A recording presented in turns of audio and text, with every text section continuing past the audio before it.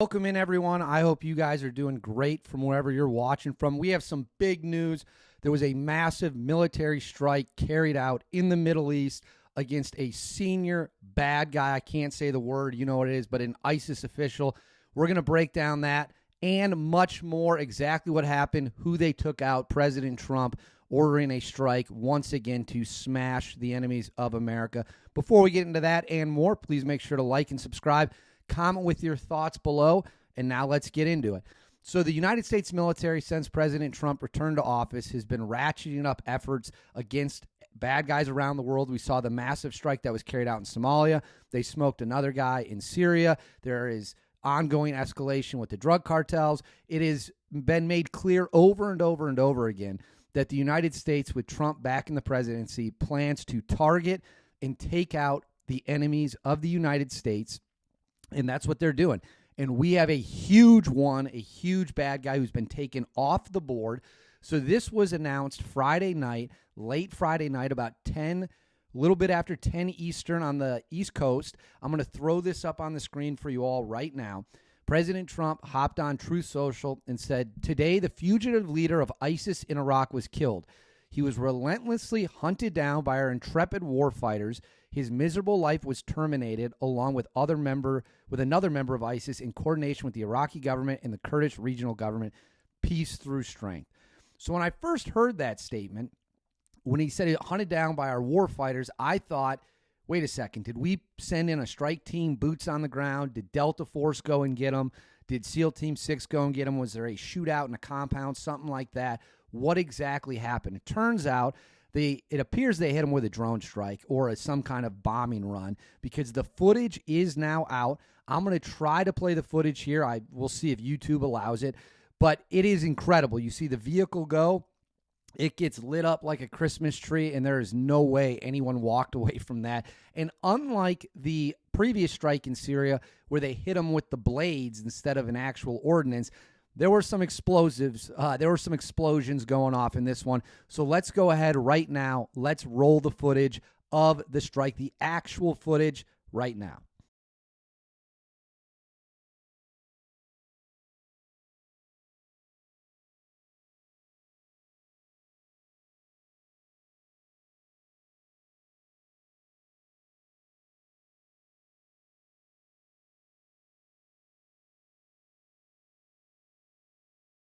So that right there, what you just watched, is the actual footage of the strike against the ISIS leader. And as you can tell, they came in hard. They came in heavy.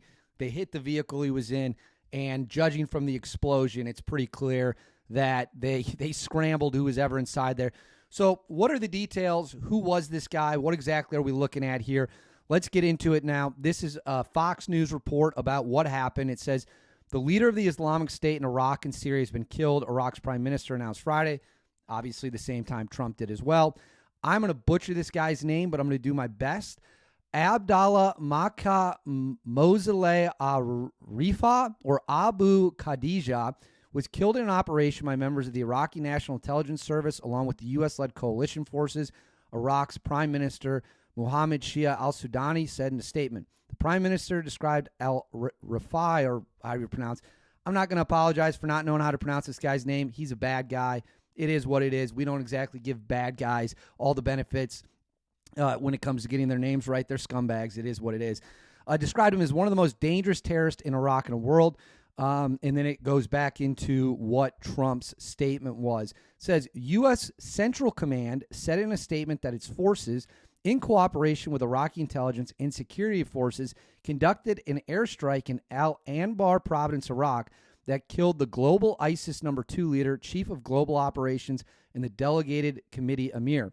Abdullah, again, his name, and one other person. As emir of ISIS' most senior decision-making body, Abu Khadija maintained responsibility for operations, logistics, and planning conducted by ISIS globally, and directs a significant portion of finance for the group's global organization.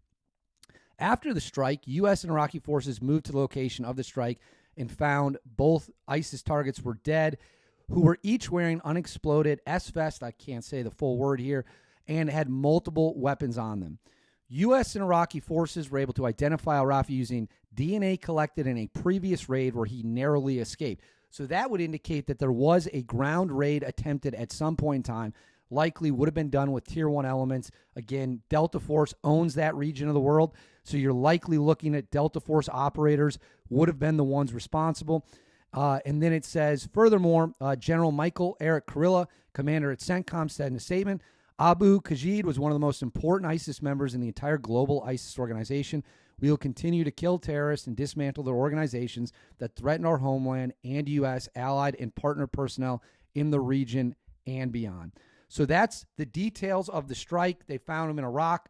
They hit him with a massive, overwhelming, powerful airstrike. They found weapons on him, and a second person, a second ISIS member, was with him. And it's a little hard to judge. I think there's been some confusion that this was the top ISIS guy, like the top guy. That doesn't actually seem to be the case. It seems like he was the top guy regionally, still very important, and number 2 overall.